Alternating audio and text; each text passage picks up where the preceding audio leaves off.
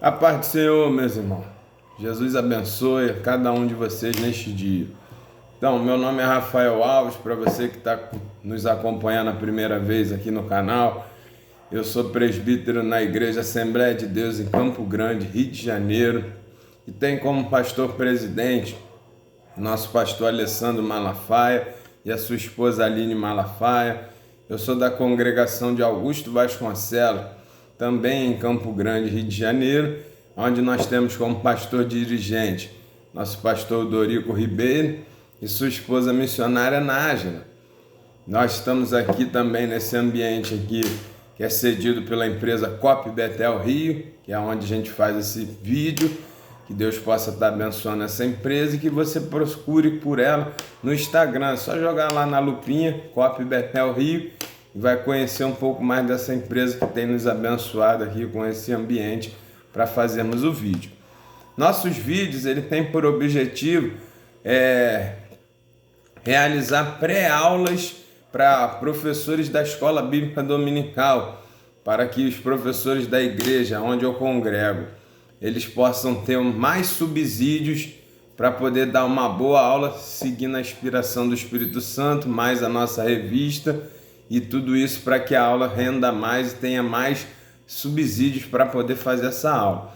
Nós estamos no 4º trimestre do ano de 2023, estamos usando a revista da editora Betel, e nós estamos falando nesse trimestre sobre a terceira epístola do apóstolo João, aonde tem como personagens principais o apóstolo João, Gaio, Demétrio e Diótrefes.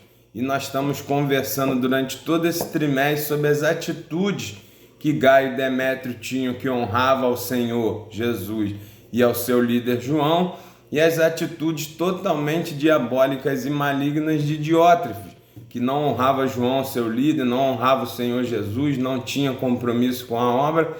E nós estamos sempre durante esse trimestre fazendo lições, tirando lições do comportamento desses personagens para que a gente possa usar na nossa vida cotidiana cristã também. E a lição de hoje, onde nós vamos conversar, é a lição de número 10. Nós já estamos finalizando já o trimestre, o ano de 2023, para a honra e glória do Senhor. E a lição de número 10, ela vai falar sobre o quê? Sobre o verdadeiro discípulo que glorifica a Deus. Nesse trimestre, quem está fazendo o comentário da nossa revista é o pastor Alex de Melo Cardoso. Ele é pastor presidente da Assembleia de Deus em Parque Esplanada, em Embu das Artes, São Paulo. Então é ele que fez a revista, ele que está comentando essas lições, e é em cima desses comentários que ele faz que a gente está fazendo as nossas aulas. Se você quiser procurar na internet para acompanhar com a revista, fica melhor fazer anotações. A revista da editora Betel, 4º trimestre de 2023, você vai ver logo lá a capa, vai achar facilmente lá na internet, você localiza a lição de número 10 e acompanhe nos nossos vídeos. No canal tem todas as lições, então se você por um acaso perdeu alguma, pode recorrer lá que você vai ver as nossas lições nossos vídeos das lições anteriores. Então pode buscar no canal, e o meu canal é Rafael Alves 3175, é no YouTube. Então você bota Rafael com PH Alves 3175, é onde vai estar o vídeo de hoje e os vídeos anteriores falando de cada lição. Então a lição de hoje ela vai dizer sobre o verdadeiro discípulo glorifica a Deus. Então a primeira coisa que a gente tem que entender é o que vem a ser glorificar alguma coisa ou alguém. No dicionário, glorificar tem como significado louvar, fazer exaltado ou fazer conhecido. Então o que acontece? Quando nós estamos na caminhada cristã, nós precisamos louvar a Deus, fazer Deus exaltado, exaltar o Senhor com nossas atitudes, com a nossa caminhada, e fazer Jesus conhecido. Então a minha caminhada cristã, ela precisa fazer com que Cristo que habita na minha vida, o Cristo que eu sirvo, o Jesus que eu anuncio, através da minha vida, ele tem que ser conhecido, ele tem que ser aplaudido, ele tem que ser agradável, ele tem que ser conhecido pelas pessoas que estão à minha volta. Ele tem que ser bem recebido.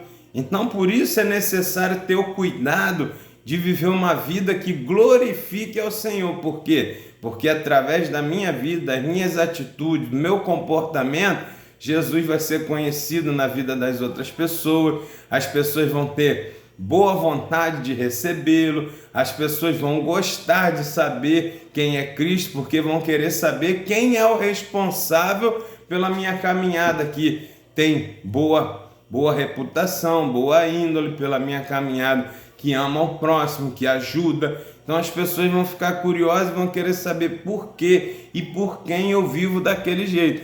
Então é isso que a gente precisa entender. Glorifique ao Senhor com a sua caminhada, porque muitas das vezes a gente glorifica de palavras, de boca, mas com o nosso comportamento não passa nem perto. E o Senhor, ao invés de ser recebido de boa vontade, ele acaba sendo vilipendiado pelas pessoas que dizem: eu não quero esse Jesus que vive com essa pessoa, com esse comportamento dele, não quero ser crente. Quem já não ouviu falar assim? Então a gente precisa ter esse cuidado.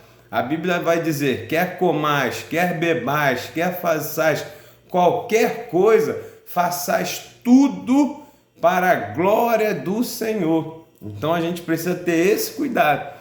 A minha vida precisa glorificar o Senhor, mas nem sempre vai ser com palavras, vão ser com comportamento. A maioria das vezes as pessoas vão ver o meu comportamento, as minhas atitudes, os meus frutos, para poder dar glória a Deus ou não. Então a gente tem que ter esse cuidado. E aí ele usa como texto áureo, né, o texto base para a lição, ele vai dizer: e o que a si mesmo se exaltar será humilhado, e o que a si mesmo se humilhar será exaltado. É interessante porque como a gente faz para se humilhar? Se humilhar não é dizer eu sou ruim, eu não presto, eu sou horrível. Isso não é se humilhar.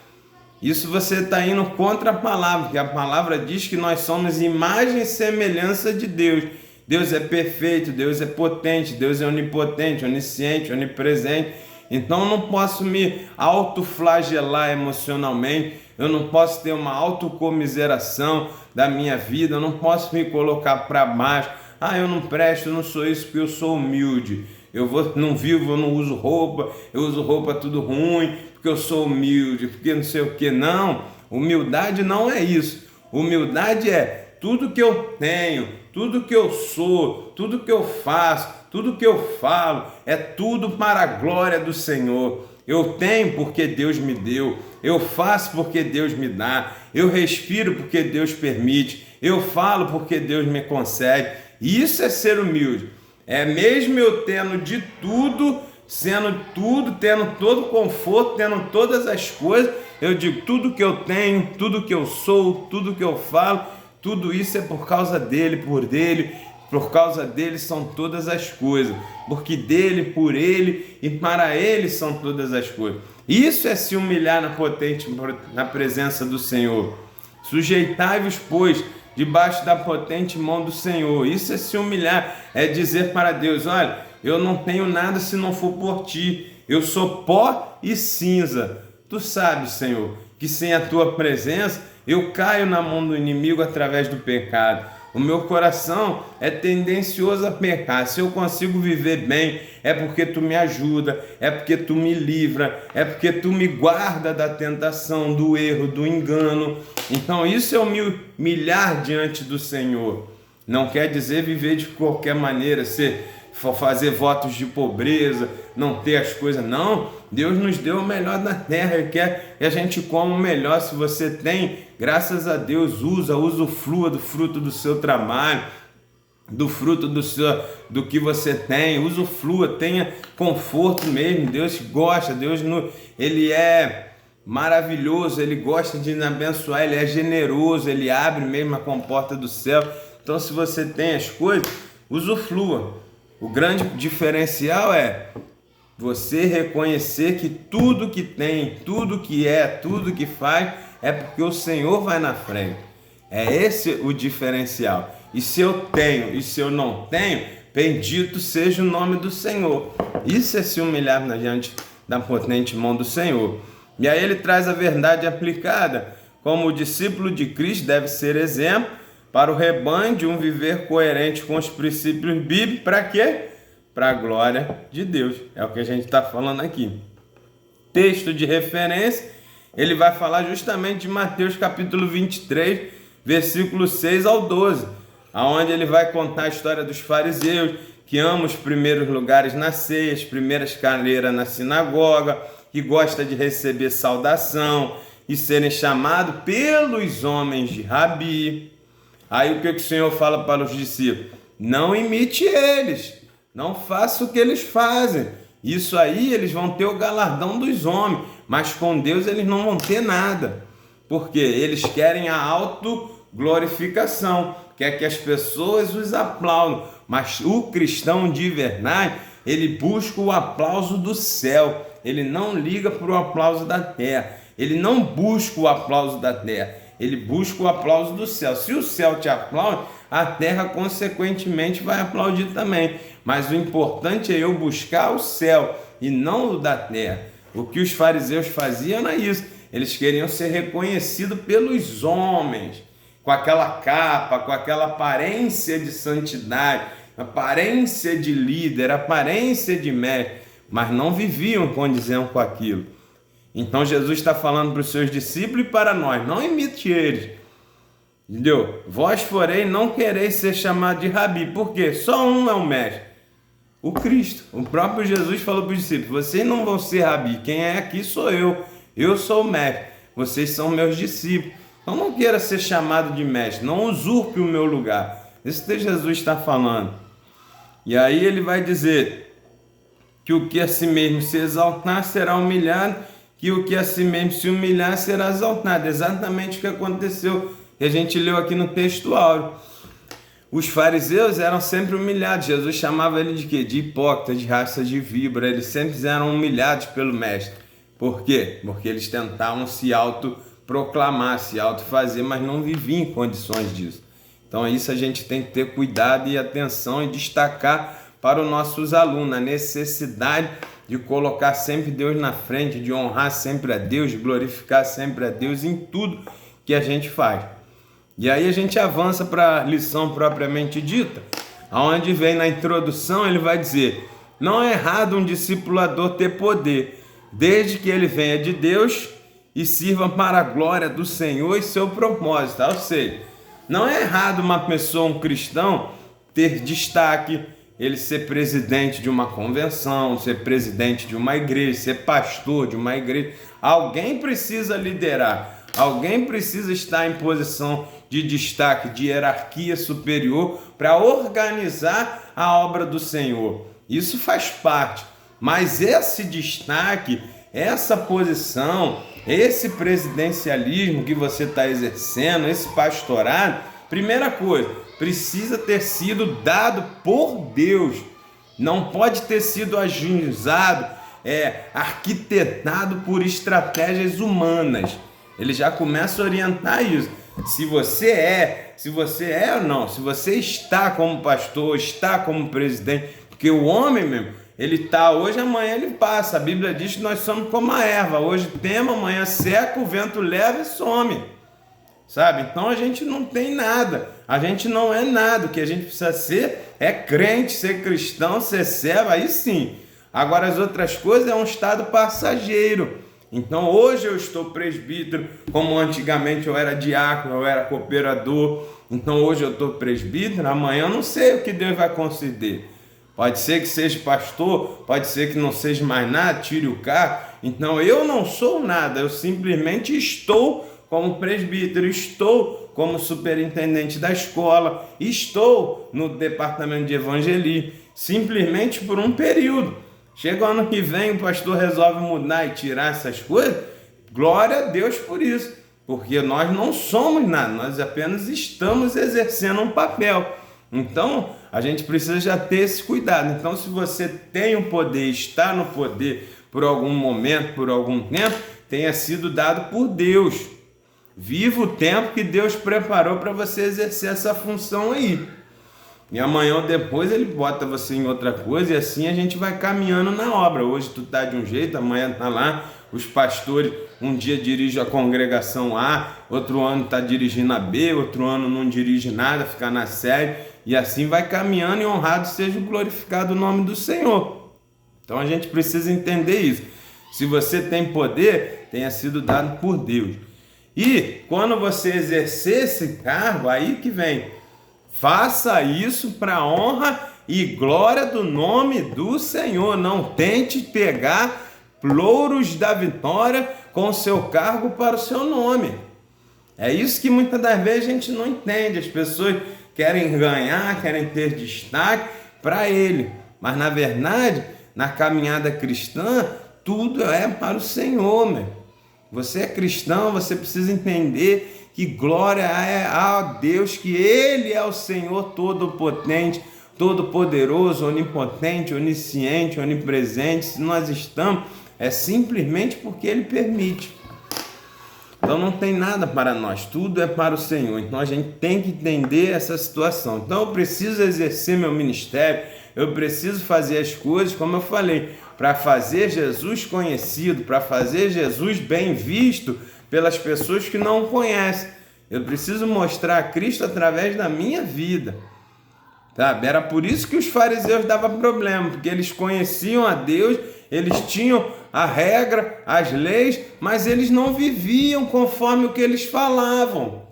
Isso destruía a imagem de Deus diante do povo, diante deles, por causa deles. Porque eles cobravam das pessoas o que a lei mandava. Você não pode fazer isso, você não pode fazer aquilo. É assim, a lei fala isso. E só eles tinham acesso. Então eles cobravam dos outros. Mas quando as pessoas olhavam, poxa, você cobra de mim isso, mas você também não faz. Só que eles se colocavam numa autoridade e diziam, não questiona não, eu que conheço a lei, eu que sei, faz o que eu estou mandando aí e esquece. Mas Jesus não aceita isso. Para eu mandar alguém fazer alguma coisa para Deus, primeiro eu tenho que fazer igual. Porque a pessoa olha e veja referência na minha vida. Então temos que ter esse cuidado. Destaque isso para o seu aluno, sempre para a glória e para o propósito do Senhor. Vamos lá, capítulo 1, ele vai falar sobre a onipotência divina. Por isso o Senhor tem que ser glorificado, porque Ele é o único Deus, o único ser no mundo, na terra, na eternidade, em todo o cosmos. Ele é o único que é onipotente, ou seja, todo poderoso. Não há nada que Deus não possa fazer. Todo poder, tudo que existe, emana do Senhor. Então Ele é o único que é onipotente. Então por isso, tudo a gente tem que fazer para a glória dEle. Porque Ele é o todo-poderoso, Deus todo-poderoso. Por isso, Ele é o El Shaddai, o Deus todo-poderoso. Foi assim que Ele se apresentou para Abraão. Eu sou o Deus todo-poderoso, Abraão. Esse é a nossa necessidade de conhecer esse atributo divino. É fundamental para que a gente possa entender que tudo é para Ele. E aí a gente vai dizer que engana-se quem pensa que conhece Deus, mas se acha poderoso. Então o que acontece? Nosso comentarista está explicando uma coisa interessante.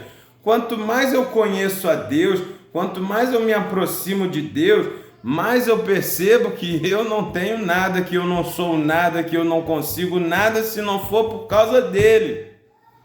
Então, se eu chego e digo, não, eu sou bispo, eu sou apóstolo, eu conheço a Deus, eu tenho tudo, traz para mim, eu que sei e tal, e me torno orgulhoso, eu não estou conhecendo a Deus.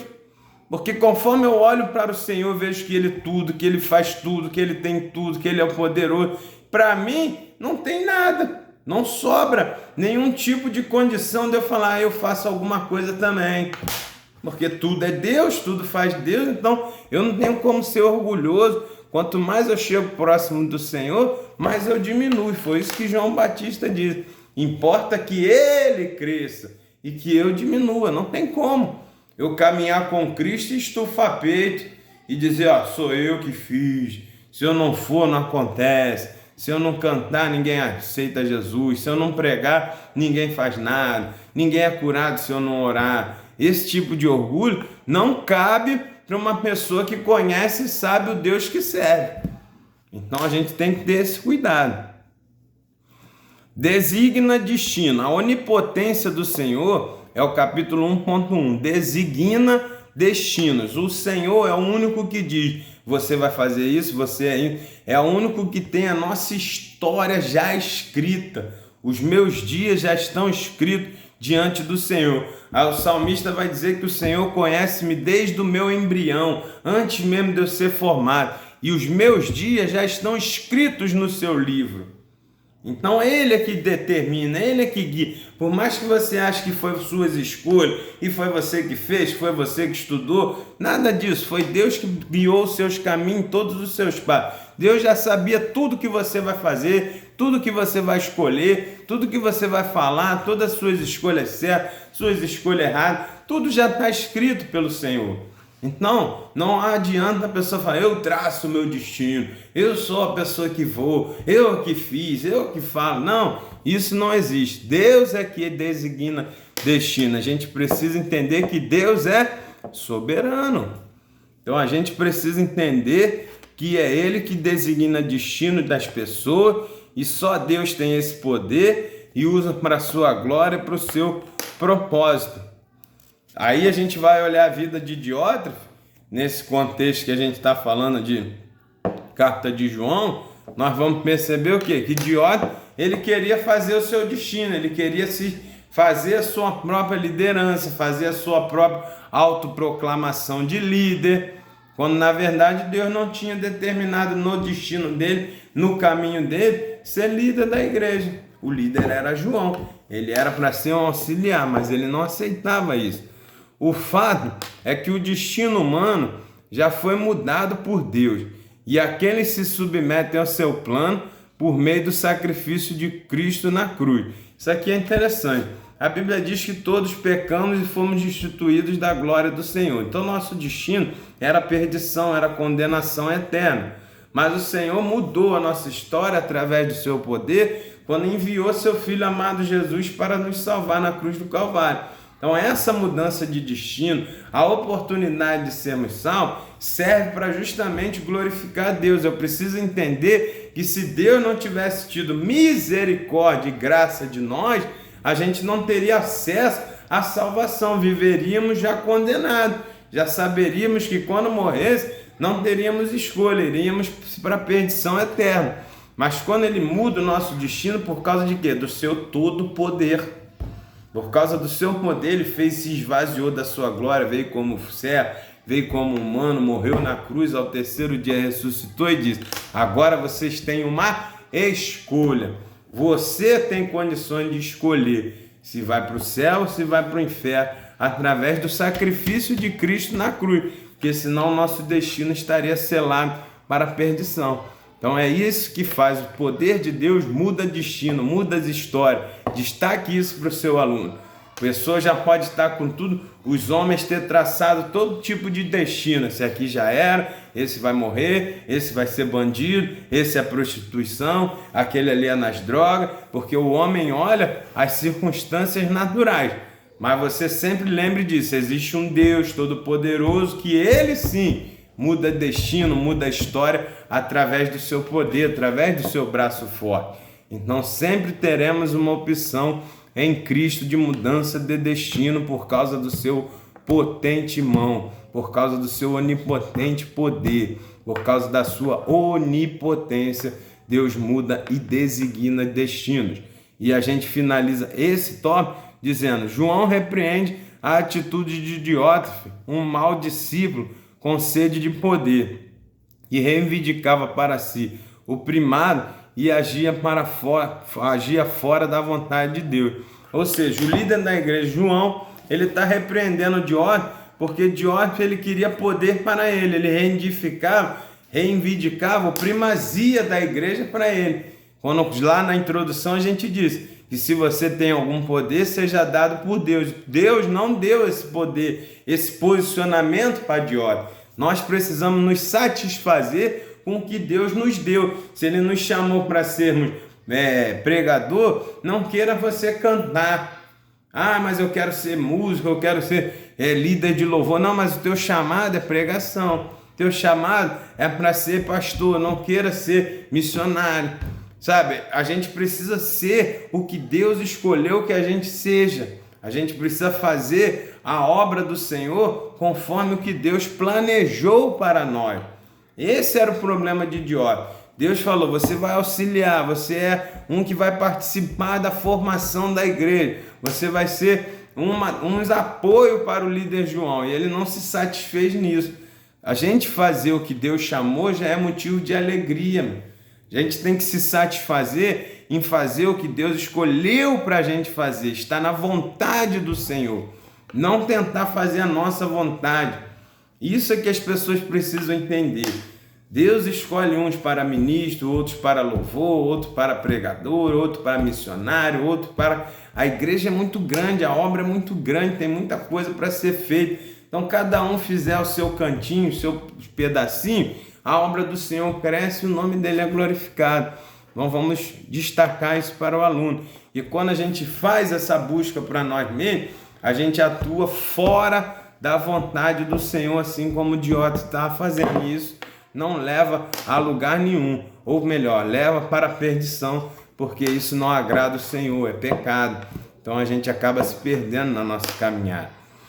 Aí o tópico 1.2, a gente está falando sobre a onipotência de Deus para poder guiar, para poder destacar as pessoas. E aí essa onipotência, o que ela faz também? Ela promove a santidade. O poder de Deus é que me dá condições de viver uma vida longe do pecado. Para quê? Para que o nome dele seja glorificado. Lembra? Nós estamos numa lição falando que o verdadeiro discípulo precisa glorificar a Deus. E como é que a gente faz isso? Através do primeiro tópico da onipotência de Deus.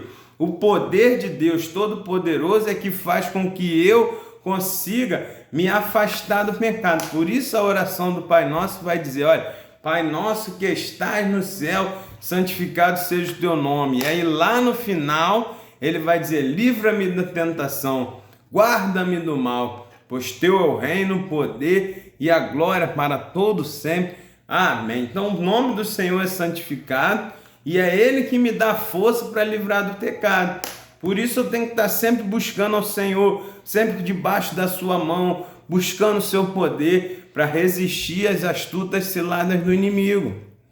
Sujeite-se a Deus e resista ao diabo e ele fugirá de vós. Então a gente precisa entender que a santidade é a separação do pecado que Deus exige. Não se deve confundir santidade com religiosidade, sendo um esforço meramente humano. A religiosidade é um esforço meramente humano em vão para tentar alcançar o sagrado. Por meio do sangue de Cristo, todos somos santificados e devemos nos manter em santidade e não ser dominados pelo pecado. É aqui que a gente está entendendo. Deus nos justifica através do sangue de Cristo, nos santifica. Mas a manutenção desse estado é nossa responsabilidade fazer. E a gente faz isso através do poder de Deus, através da oração, através do jejum. É onde eu vou mortificando a minha carne. É onde eu me busco mais as coisas do Senhor. E aí, quando eu estou próximo de Deus, quando eu estou envolvido com as coisas do Senhor, aquilo me constrange a pecar. Eu não consigo mais pecar, eu tenho condições de evitar, porque quando eu jogo na balança, eu vejo as coisas de Deus e aquilo inibe, porque eu vivo mais para o Espírito. Então é um combate.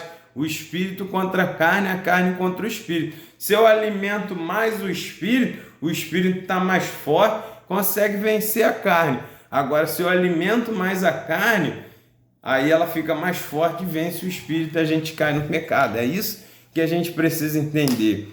Você vê, ele diz aqui, ó, Isaías só viu o caráter de Deus, só entendeu a santidade de Deus quando ele viu o céu aberto e os serafins clamavam santo, santo, santo. Olha, é a característica do Senhor mais repetida, porque um Um santo define, o segundo santo exalta a santidade e o terceiro santo coloca no superlativo, aumenta mais ainda. Então, é a única característica de Deus que você vê a Bíblia repetindo: santo, santo, santo. Essa repetição não é em vão, não é uma coisa assim solta. Tem motivo, porque a santidade de Deus é tão grande que numa palavra só não consegue definir. Então a gente tem que superlativar, aumentar, sabe? Intensificar essa característica. E a base de Deus é a santidade. Tudo vem, todas as características do Senhor vêm a partir da sua santidade. Ele é perfeito. Santidade é a base, é a essência de Deus. Daí vem o seu amor, sua bondade, sua misericórdia. A única característica que é repetida várias vezes é o santo. Então a gente anda com um Deus que é santo, sede santo porque eu sou santo. E como é que a gente faz? A gente vive numa carne pecaminosa, pedindo a Deus através do seu poder para promover a santidade em nós. Não deixar, nos dar força para resistir à tentação, sabe? É por isso que a gente precisa do seu poder. Não é pelo meu mérito, não é pelo seu mérito. É pelo poder de Deus que me livra do pecado, me livra da tentação, do erro, do engano, sabe? É por isso que a gente vê a história de José lá, quando a mulher de Potifar se insinuou para ele, se jogou para ele. É através da comunhão que ele tinha com Deus, o medo, a necessidade que José tinha de não ofender a santidade do Senhor, de não magoar, de não transgredir os mandamentos do Senhor, de não irritar a Deus. A necessidade que ele tinha de agradar ao Senhor deu força para ele abrir mão dos seus desejos, da sua carne, deixar aquela mulher de lado que ele não poderia tocá-la e correr, fugir. Mesmo sabendo que ela poderia arrumar um esquema, tudo que ela fez, prendeu, mas ele tinha consciência tranquila e dizer: para o meu Deus que eu sirvo, que eu tenho compromisso, eu não fiz nada que o desagrade.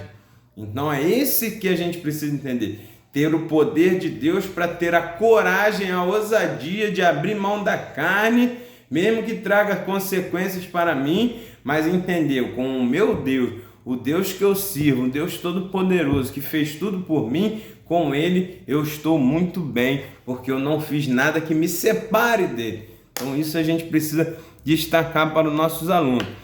A Bíblia vai dizer, João Wesley vai dizer que a conversão tira o cristão do mundo, mas é a santidade que tira o mundo do cristão. Olha que interessante.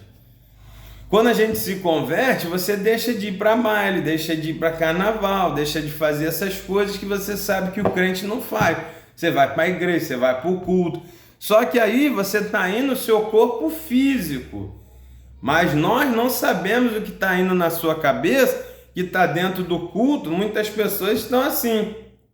Está dentro do culto, mas a sua mente está lá no carnaval, está naquele baile, está naqueles hábitos que ela fazia antes. Então ela se converteu, o seu corpo físico deixou de aparecer lá, mas a sua mente, seu coração, por dentro, estão fazendo as coisas velhas ainda. No pensamento, no coração, ela está pensando naquelas coisas. Então ela não tirou o mundo de dentro dela, ou seja, ela não está santificada para o Senhor. E isso não serve, porque sem santificação ninguém verá o Pai.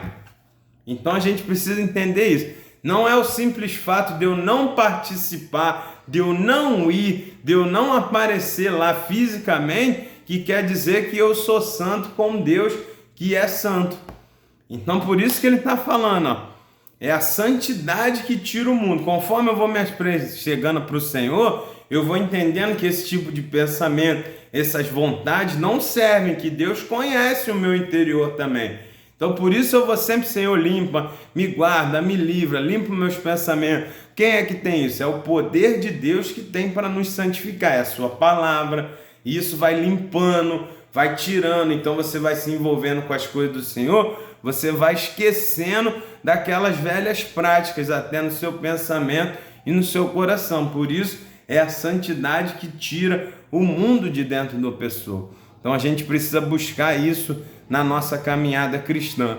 Não dá para andar com Deus tendo pensamentos e coração impuro diante do Senhor. Então a gente precisa limpar por dentro e por fora também.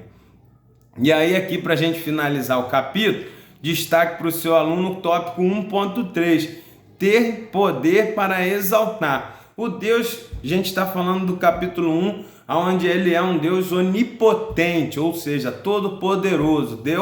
Deus é o Shaddai. Então é esse poder de Deus que tem poder para exaltar o homem. Ou seja, no grego ele é upso, que significa elevar às alturas, elevar ao extremo, prosperidade, elevar a dignidade, a honra, a felicidade. É uma ação divina que afeta o natural e o espiritual. Só é alvo dessa bênção quem reconhece o poder de Deus e se humilha perante dele. Deus resiste aos soberbos, como Diótrefes. Olha que interessante. Deus resiste aos soberbos. Então só recebe a bênção de ser exaltado por Deus, só recebe a bênção de ser colocado em destaque por Deus, aquele que primeiro se humilha perante o Senhor, entende que precisa de Deus para fazer as coisas, entende que Deus é que é o Todo-Poderoso, se humilhar na pretente mão do Senhor. Olha o que José fez. José, quando ele estava diante da mulher de Potifar, ele se humilhou diante de Deus como homem, como um jovem que tinha virilidade. Ele abriu mão de tudo isso e se humilhou, falando: não, eu não quero usar essas coisas que o homem espera que eu use para poder fazer o que Deus espera que eu faça. Então ele abriu mão, ele se humilhou, ele disse: Senhor, prefiro exaltar a Ti com a minha abstinência, abrir mão dos meus instintos, abrir mão da virilidade, abrir mão da minha capacidade de homem. José era um jovem, 17 anos naquela época, a flor da idade. Ele poderia muito bem, passando por toda aquela dificuldade, dizer: ah, não, vou dar uma relaxada aqui, vou me mostrar, vou me efetivar como homem tendo uma mulher na cama. Quando na verdade ele disse: não vou fazer nada disso para honrar o Deus que eu sirvo. Ele se humilhou debaixo da potente mão do Senhor, resistiu ao diabo, que era aquela mulher, e ela fugiu dele. Ele fugiu dela e não conseguiu consumar o ato que ela queria. Ele conseguiu ter o escape, o diabo não conseguiu pegar, ele resistiu ao diabo e fugiu dele. Então a gente entende o seguinte, que essa humilhação é que faz Deus lá na frente exaltar José. Quando José abre mão da sua situação ali, dos seus instintos, do seu direito ali ela queria, ele poderia completar aquela situação, mas ele abre mão daquilo tudo para que o Deus que ele servisse fosse glorificado. Para o Deus que ele sabia que estava ali vendo aquela situação, ele honrou ao Deus que ele servia com aquela atitude.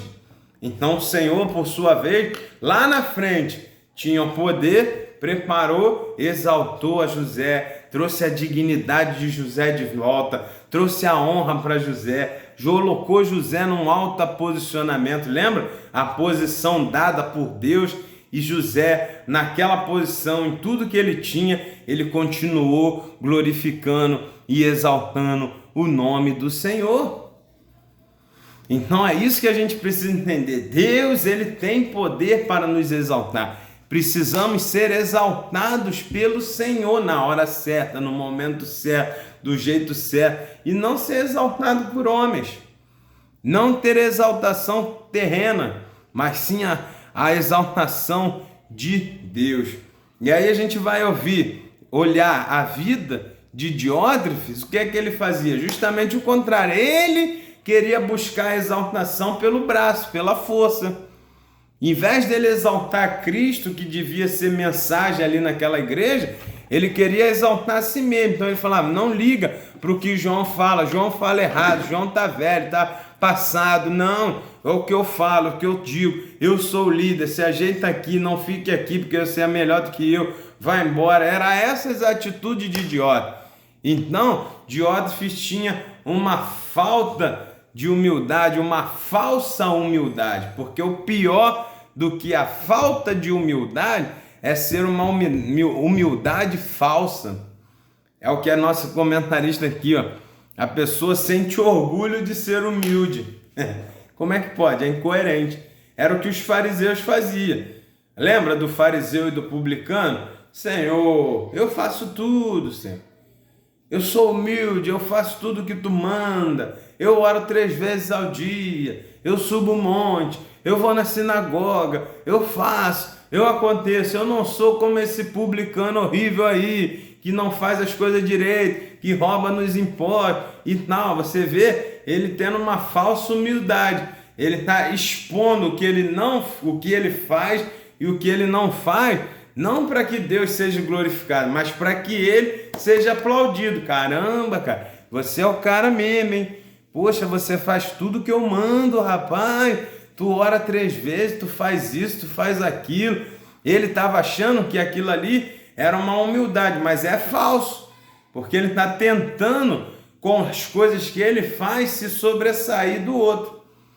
E aí o que acontece? O publicano diz: Senhor, eu não consigo nem olhar para ti, eu sou pobre, sou pecador, sou falho, estou errado, que tu tenha misericórdia na minha vida. E aí o que a palavra diz? Que o publicano desceu justificado, perdoado, e o fariseu não. E o fariseu foi condenado ali pelo seu orgulho, pela sua falsa humildade. Isso é muito comum. A pessoa diz: poxa, eu jejuei 40 dias e não sei o que, eu amo a Deus, eu fiz, eu aconteci. Quando a pessoa começa a trazer as suas atitudes, os seus feitos à tona, pode crer que é falsa humildade. O verdadeiro humilde, ele não fala nada. Deus é que fala dele. É isso que a gente precisa entender. Faça, a mão direita fez, a esquerda não saiba. Se a gente entender isso, meu irmão, faz uma diferença tremenda. O verdadeiro humilde, ele não fica botando em outdoor as coisas que ele faz. Ele não fica com arautos falando: ei, fulano fez isso. Fulano passou 18 noites no monte orando, jejuando. Fulano subiu o monte de cabeça para baixo, subiu de cambalhota e viu o céu e fui lá em cima. Não. Olha, interessante que Paulo diz. Paulo fala: e no corpo ou no espírito eu não sei. Eu sei que eu fui arrebatado ao 3º céu e vi coisas inefáveis. Não falou: eu fui lá no 3º céu e vi. Não. Ele diz: eu fui arrebatado. Não sei se no corpo ou se no espírito, mas eu vi coisas inefáveis no céu. É isso que ele está falando. Deus me levou lá. Eu fui arrebatado. Não fui eu que subi com os meus méritos. Então a gente precisa ter cuidado com isso. Quando a pessoa começa a mostrar muito, que eu leio a Bíblia 35 vezes no ano, que eu faço isso, Senhor, me dá porque eu fiz, porque eu aconteci. Meu irmão, falsa humildade. O Senhor, quando Ele quer, Ele exalta por seus feitos que você faz secreto. Jesus diz: entra no teu quarto, fecha a porta, pede em secreto, que o Pai que vem em secreto vai te recompensar. Não precisa buscar o primeiro lugar na sinagoga, não precisa querer ser o maior, não precisa ficar mostrando. Quando for para ser, o Senhor vai exaltar, como fez com José. Olha, a vida de José é interessante demais, meu. Ele fez tudo para a glória do Senhor, se livrou da mulher do Potifar, vivia certinho na prisão, tudo Deus era com ele, tudo Deus fazia com ele era certinho, e na hora certa, o próprio Deus preparou a exaltação de José na sua vida sentimental, na sua vida profissional, na sua vida financeira, na sua vida emocional. Deus exaltou José na hora certa por seus próprios meios. O Senhor, através de todo o seu poder, exaltou José, que se humilhava debaixo da potente mão, cumprindo os mandamentos do Senhor. Então a gente precisa ficar atento a isso. Não busque para ti destaque de homem. Busque Deus nos destacar. Sabe? Faça a obra, faça tudo para a honra e glória do Senhor. Que quem apareça seja Cristo. Que Ele cresça e que eu diminua. Você já viu, tem pessoas, meu, que às vezes você chama para pregar num congresso em algum lugar, a pessoa diz, já botou meu nome na faixa? Já apareci no panfleto? Ah, não. Ah, então não vou não. Aí a pessoa quer ter o destaque. Não, vai lá, pregue. Não precisa botar nem seu nome, faça a sua parte. E Deus, lá na frente, Ele vai te exaltar com o momento certo. Quem tem que aparecer é o Senhor.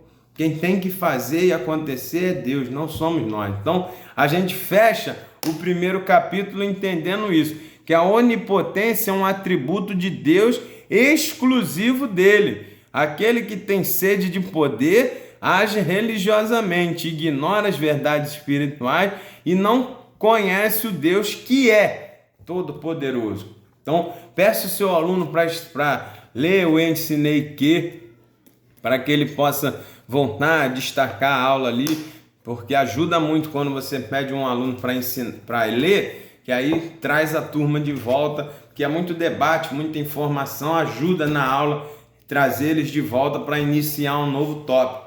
Capítulo 2 agora, o verdadeiro poder, né? Jesus veio mostrar o verdadeiro poder. Na contramão do mundo, esse poder está associado a um coração dedicado e incorruptível, a atitude generosa sem esperar em troca sem esperar nada em troca, e a solidariedade junto aos que sofrem. O verdadeiro poder do discípulo de Cristo é ser solidário sem receber nada em volta. É dar com a mão direita sem a esquerda saber. É fazer sem esperar retorno. Isso é que traz o verdadeiro poder de glorificar o Senhor. Quem precisa ter retorno, quem precisa ser glorificado, quem precisa ser lembrado, quem precisa ser reconhecido é o Senhor. É muito interessante a passagem do Eliseu. Quando Naamã vai lá para ser curado, Eliseu fala, mergulha 7 vezes no Jordão e tal. Ele vai, cumpre aquilo ali. Quando ele fica curado, o que ele faz? Ele quer agradecer, ele quer exaltar o profeta. Então ele quer dar presente, ele quer dar dinheiro, ele quer dar as coisas, que era assim que eles faziam. Quando eles recebiam uma bênção de alguém, eles presenteavam, eles reconheciam o que aquela pessoa fez. Mas quando ele chega com aquilo tudo, o que Eliseu fala? Não precisa nada disso, eu não fiz nada, quem fez foi o Deus de Israel. E aí ele reconhece e diz, verdadeiramente não há outro Deus além do Deus de Israel. Ele se converte ali, porque o profeta ele sai de cena e coloca quem realmente está na cena, que é Deus.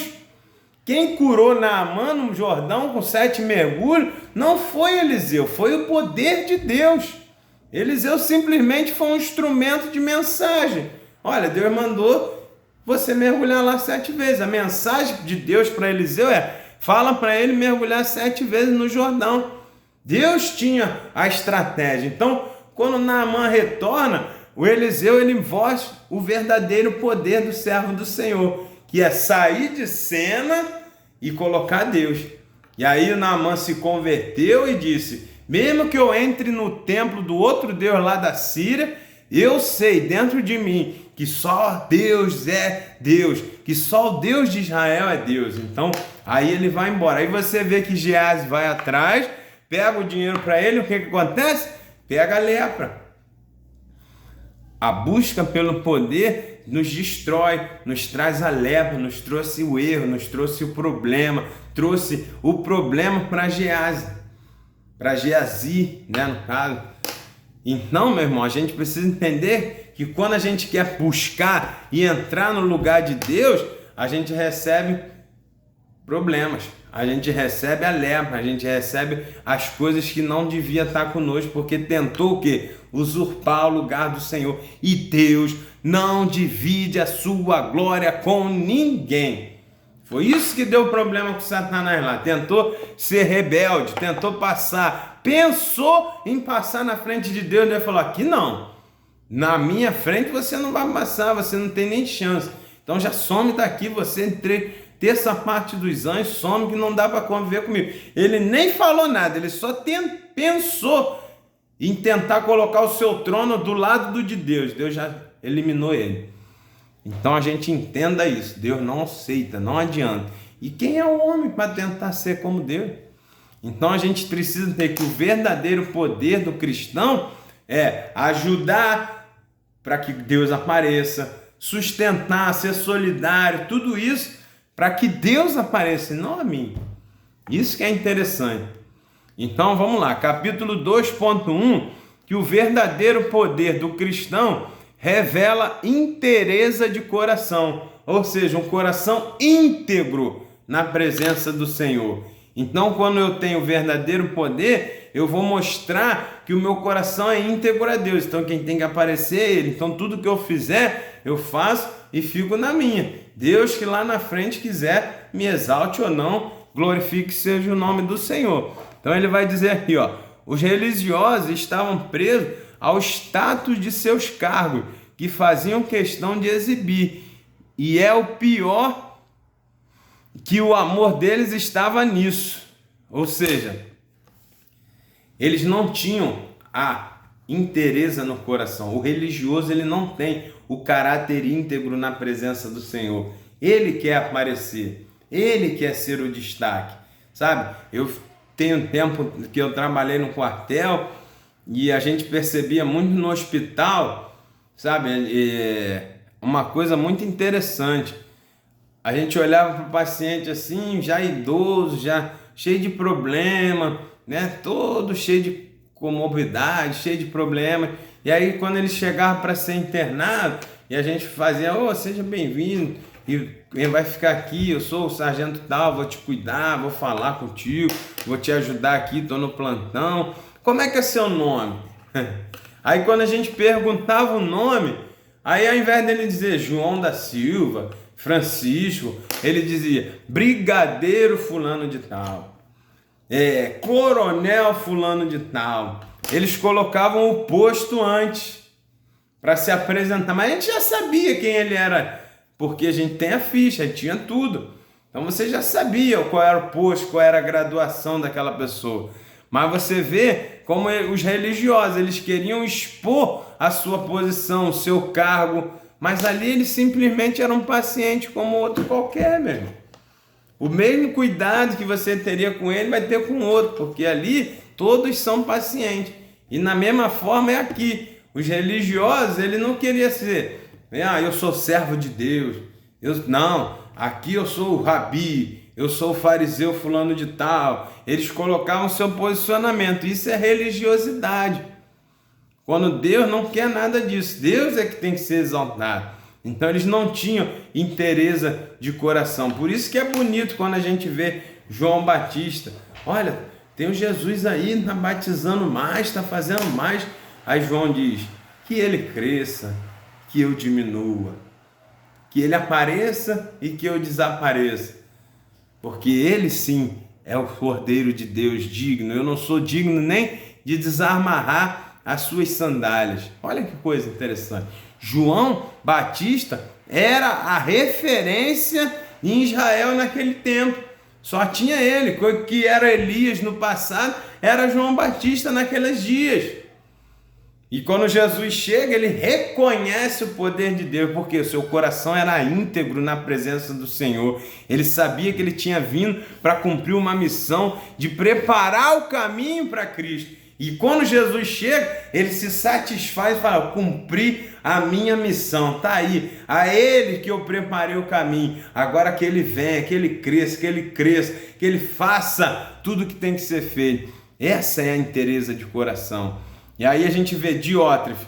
Diótrefes não tinha esse cuidado, ele mesmo buscava fama, ele mesmo se apresentava, mas não chegou a lugar nenhum, porque João sempre ia lá e colocava ele no lugar dele, não aceitava esse destaque que ele buscava ter.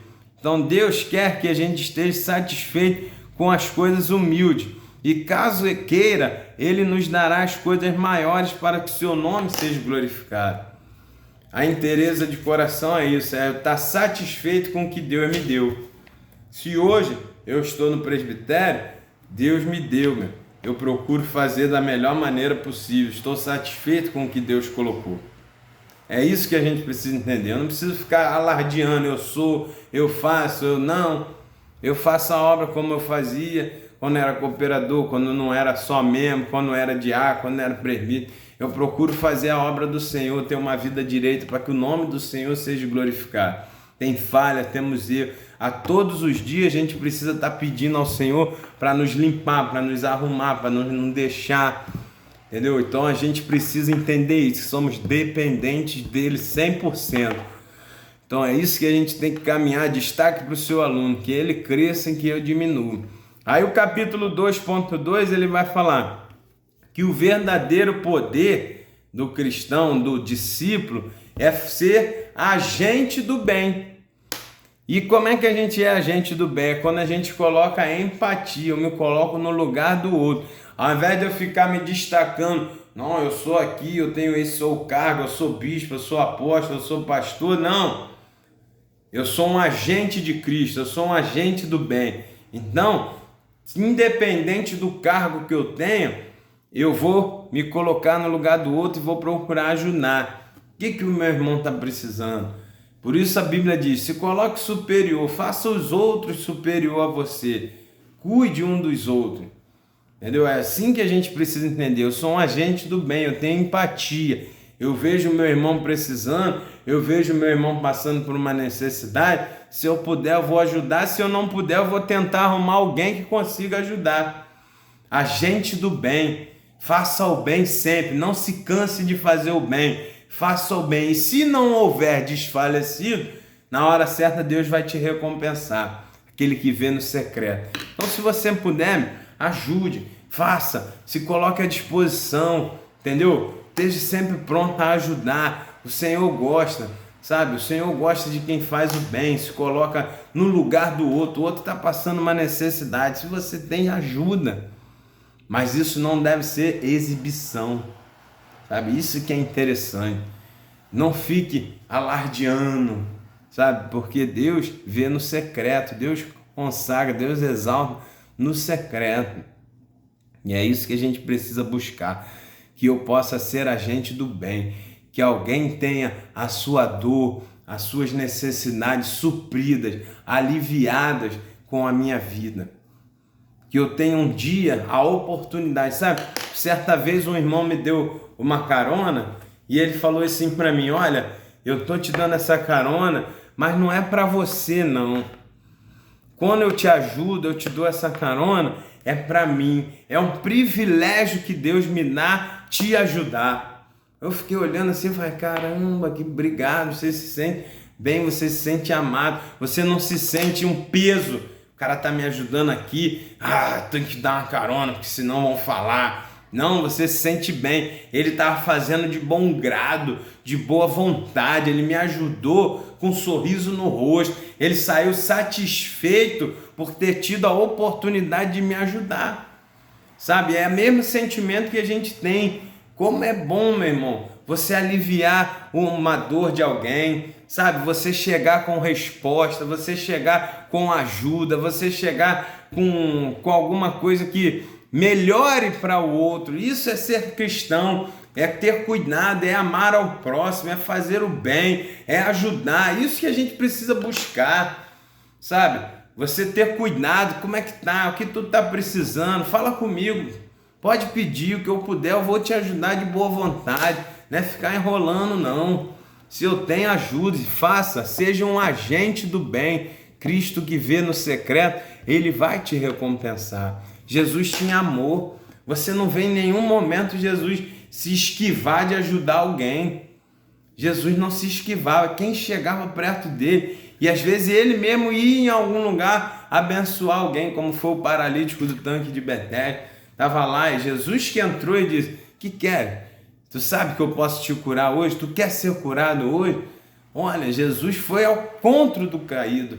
Jesus foi ao encontro do endemoniado gadareno. Jesus ele foi ajudar, ele foi fazer. Jesus era bom, é bom, a sua essência é bom. Então nós somos cristãos, nós somos discípulos dele, a bondade tem que estar encravada em nós, meu. Não se esquive de fazer o bem. E vem aquela irmãzinha ali, sempre pede alguma coisa. Vou pular, vou disfarçar e não vou nem passar perto dela. Não! Chegue lá e pergunte, tá precisando, minha irmã, de alguma coisa? Que eu possa te ajudar, vou falar com o pastor, vamos te ajudar aqui. É muito bom fazer o bem, mudar a história de alguém faz toda a diferença. Então vamos caminhando. E aí 2.3, o verdadeiro poder faz a gente ser solidário, que o termo vem de sólidos, que significa firme, inteiro e sólido, e está relacionado a salvos, salvo em boa saúde. Gaio era um líder solidário, foi reconhecido por João pela boa saúde da sua alma. A minha caminhada precisa ser para benefício dos outros, meu irmão. Sabe? A gente, quando é líder, quando a gente é discípulo, a gente precisa beneficiar as pessoas. A minha vida tem beneficiado alguém, eu sou solidário, eu tenho solidariedade, eu abro mão, tenho empatia, sou agente do bem. Está tudo interrelacionado. Ser agente do bem, ser solidário, entendeu? Ter interesse do coração, dar com uma mão que a outra sem saber, não se expor, não se exibir pelo bem que fez. Isso faz muita diferença. Será que a minha vida consegue ajudar alguém? Será que eu consigo ser bom, ter atenção com as pessoas, ajudar o meu próximo? O cristianismo é isso, sabe? Era isso que Jesus combatia dos fariseus religiosos, só queria para eles. Ia para a casa da viúva. Veja só, a viúva já tinha situação difícil. Ela já tinha sem o seu marido, uma situação terrível para a mulher naquele tempo. Não é igual hoje que a mulher sozinha trabalha, são empoderadas como a gente vê hoje em dia, não. Naquela época não tinha oportunidade para a mulher sozinha. Ela precisava de um marido ou de um filho homem para conduzir a casa. Não tinha jeito, a sociedade era essa. Aí a mulher já está viúva, já está numa dificuldade. Os fariseus iam lá e diziam, nós vamos orar para que Deus abençoe, para que você consiga casar com outra pessoa, para que Deus sustente. Aí eles iam lá e começavam a orar e ficavam repetindo, para ficar mó tempão lá, ao horário passar e aquela viúva ter que dar café para eles, ter que dar almoço para eles, ter que dar lanche para eles. E eles devoravam a casa das viúvas para poder dizer que estavam orando. A viúva já não tinha, ao invés deles irem lá ajudar e falar, você está viúva, a sinagoga vai te abençoar, todo dia nós vamos trazer um bolo, um trigo para você aqui. Não, eles iam lá e acabavam de destruir, de comer pouquinho que ela tinha. Sabe, Jesus condena isso veementemente, hipócritas, vocês vão para lá com vãs repetições para devorar a casa da viúva. Aí você vai lá e olha Elias, chega lá na casa da viúva, a viúva tinha um pouquinho de graveto, um pouquinho de farinha, um pouquinho de azeite, fazia um bolo para comer e morrer.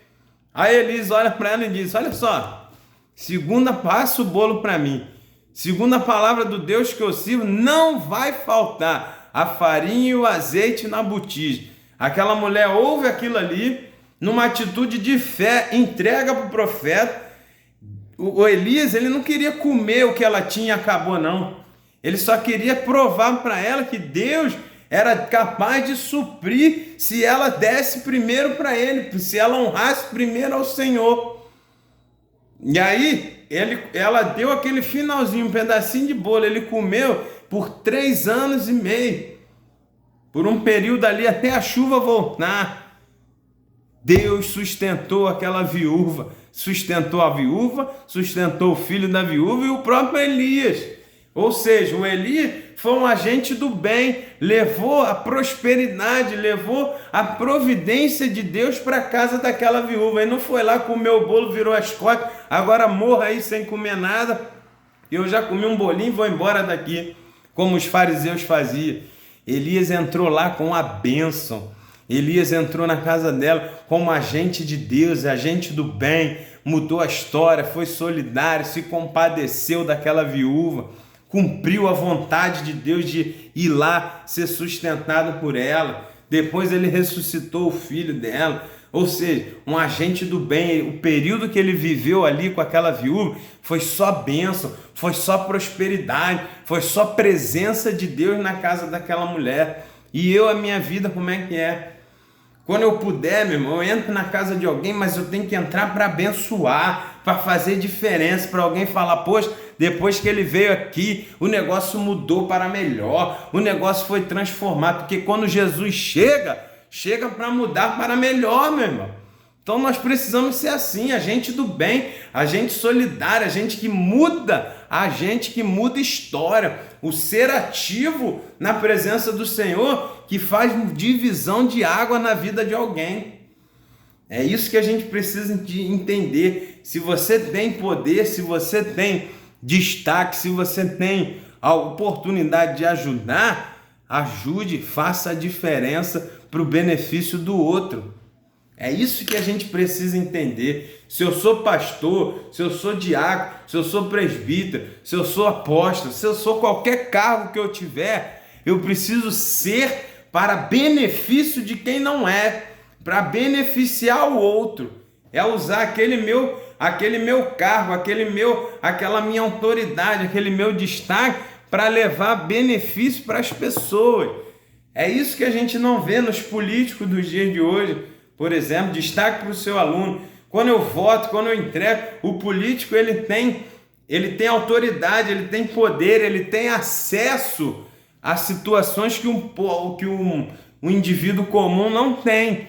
Então, ele precisa usar esse cargo para beneficiar os outros, mas infelizmente o que a gente vê? Eles usam para benefício próprio. Então, se eu estou lá dentro de uma secretaria de obras, eu vou ver, poxa, a rua daquela pessoa lá que votou em mim está toda esburacada, enlameada. Eu preciso usar da minha autoridade para fazer com que aquela rua daquela pessoa seja asfaltada. Mas o cara senta ali 4 anos, só ganha o salário dele, se beneficia e a pessoa está lá pisando na lama, não beneficiou ninguém. Não usou o seu poder investido nele para benefício do povo, usou só para ele. E é isso que a gente tem que entender. Quando eu sou cristão, Deus colocou em mim autoridade, poder. Vê o que Jesus falou: eu vou dar poder para vocês curarem os enfermos, para vocês expulsarem os demônios, para vocês levarem a prosperidade, para vocês fazerem sinais e maravilhas, para que as pessoas sejam beneficiadas e o nome do meu Pai seja glorificado.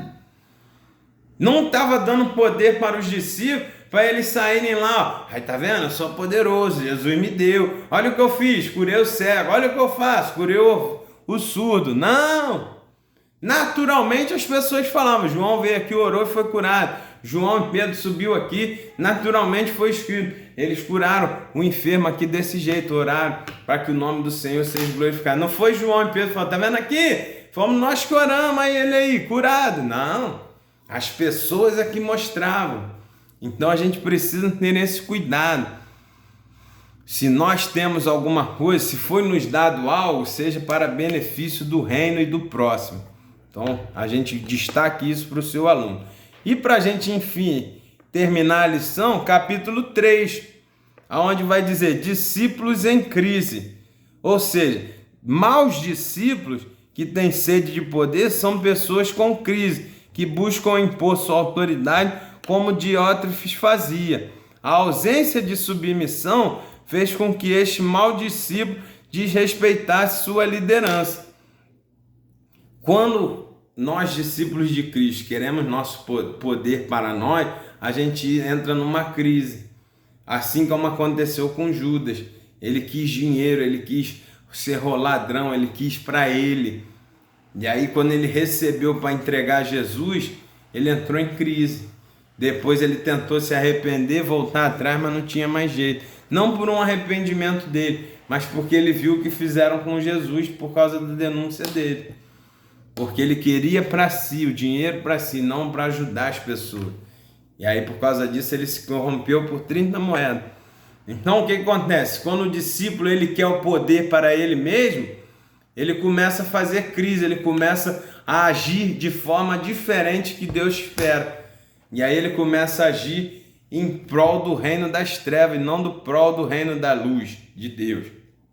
E a primeira característica de um discípulo em crise, de um discípulo que não é verdadeiramente cristão e não faz para a glória do Senhor, primeira característica é o 3.1.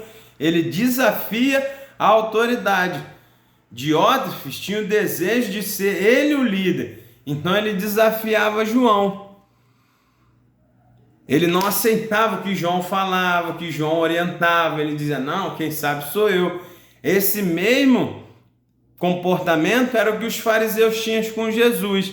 Desafiavam a autoridade de Jesus por causa disso, para ter o destaque para eles. Com que autoridade tu faz isso? Da onde tu veio? Por que tu está fazendo isso? Mas Jesus tinha todo o poder e fazia independente deles. A gente precisa entender, cuidado com a necessidade de você não se submeter às autoridades. Se você tem dificuldade em se submeter a uma autoridade, você não está sendo bom discípulo de Cristo, porque Jesus é Deus. Ele se esvaziou para obedecer, se fez como servo, lavou o pé dos seus discípulos, para fazer o quê? A vontade do líder, do Pai, a vontade do Pai que o enviou. Então, Jesus não desafiava, não, eu sou Deus, eu não vou fazer isso aí não, vou passar por essa humilhação, por essa situação. Não, quando a gente glorifica ao Pai, a gente faz o que o Pai manda de bom grado, de bom coração. E é isso que a gente precisa entender. Destaque isso para o seu aluno. Aí 3.2, ignora a fonte da autoridade. Quem exerce a autoridade eclesiástica sobre suas próprias regras está em pecado e precisa se arrepender. Ao não mostrar arrependimento por seu abuso de poder, Diótrefes mostrou sua arrogância e orgulho. A fonte da autoridade vem daquele que deu a autoridade. Lembra que nós falamos? Quem te colocou no poder, quem me colocou nessa posição, nesse cargo eclesiástico que eu vivo, quem me deu essa posição que eu tenho no momento foi o Senhor. Então eu preciso entender que a minha autoridade de cargo que eu tenho vem de Deus, então eu preciso fazer o que Deus quer que eu faça. Ele é a fonte, não sou eu. Então Diótrefes estava olhando dizendo, eu sou o líder aqui, me colocaram aqui como responsável, então eu vou fazer o que eu quero, eu vou fazer para mim aparecer. Não, ele errava nisso, ele ignorava que a fonte da autoridade dele, que ele só estava ali porque João colocou ele, porque Deus enviou João, João botou ele. Então ele tinha que reconhecer que ele só estava ali porque João botou, não era mérito dele. É isso que a gente precisa entender. Quando eu ignoro a fonte da autoridade, eu estou dizendo, é meu mérito ser o que eu sou. É o meu mérito estar onde eu estou. Quando na verdade não faço nada, porque tudo vem de Deus, tudo é por Ele, para Ele, são todas as coisas. Essa é a coisa que a gente precisa entender. Mas fui eu que estudei, fui eu que fiz, fui eu que busquei, me preparei. Sim, mas você fez tudo isso porque Deus permitiu. Então eu preciso reconhecer que Cristo é a fonte da minha autoridade, é a fonte do meu poder, é a fonte do meu cargo, seja na vida secular ou seja na vida eclesiástica. Se você hoje tem um cargo público, se você passou num concurso, se você tem uma posição de destaque, você só chegou lá porque o Senhor te sustentou e te deu. É Ele que dá a vida, a minha vida é um sopro. Se o Senhor fizer assim, a gente some, a gente acaba. Tudo que conquistou fica para aí. Então a gente precisa reconhecer a fonte da autoridade. E o 3.3 para a gente acabar não serve de exemplo. Um mau discípulo que não glorifica a Deus, que quer as coisas para si mesmo, ele não serve de exemplo para ninguém. Destaque isso para o seu aluno. O Diótrefes fazia tudo do seu jeito e exigia das pessoas que ele mesmo não fazia, obediência à liderança. João sabia que as palavras e as obras mais dos rebeldes, como Diótrefes, emanam do diabo. Não tinha nada de Deus ali no que Diótrefes estava fazendo. Porque Deus não é Deus de confusão. Deus não aceita, não trabalha com soberbos, com orgulhosos, então não serve de exemplo. E é isso que a gente precisa entender. Nós fomos chamados, agora é interessante, é preferível, nós fomos chamados para iluminar para as pessoas e não para brilhar como as estrelas. As estrelas brilham. Quem brilha mostra-se a si mesmo. Quem ilumina mostra os outros. Olha que interessante. Quando eu ilumino alguém, o caminho de alguém, eu estou dizendo, olha, eu tenho um Deus que faz tudo que eu estou fazendo, que me deu tudo que eu tenho, que está me sustentando. Eu quero te mostrar esse Deus, eu ilumino. Aquela pessoa está no mundo das trevas e está tudo escuro, a caminhada dela. Quando você mostra Cristo, você está iluminando o caminho do outro. E aí quando ela senta Cristo, aí Cristo brilha dentro dela como a estrela. Ele é a estrela da manhã, a raiz de Davi. É isso que a gente precisa entender. Eu quero servir de exemplo, eu quero iluminar o caminho do outro. O bom discípulo, ele tem prazer em fazer com que a outra pessoa saia das trevas, que a outra pessoa caminhe no caminho limpo, encontre a Jesus.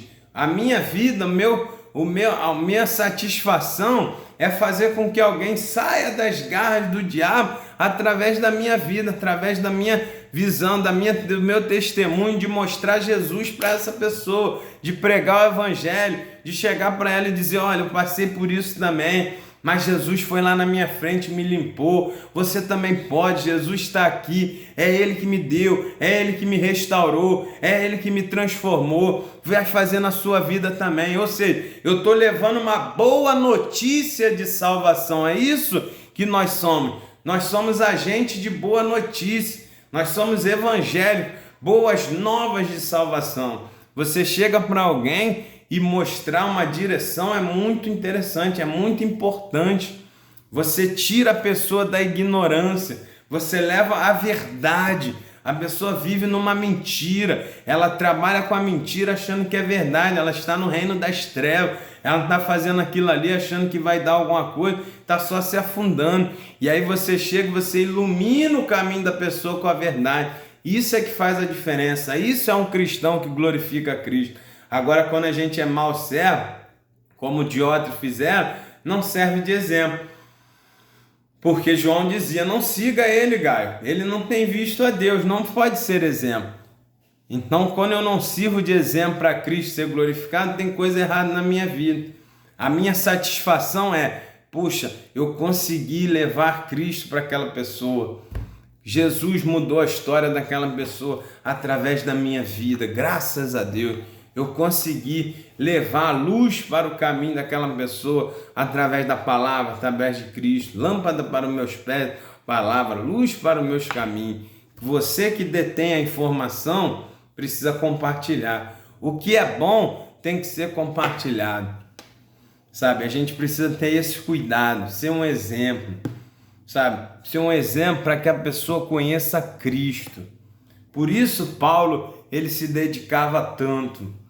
Sabe, ele tinha esse cuidado, olha, se eu fiz, porque ele era zeloso e perseguiu os cristãos, mas quando ele recebeu aquela luz ainda mais, quando o caminho dele foi iluminado, quando as travas dos olhos, as escamas dos olhos de Paulo caíram, ele falou, eu preciso levar para todo mundo que eu conheço, que eu tenha a oportunidade, esse descortinar dos olhos.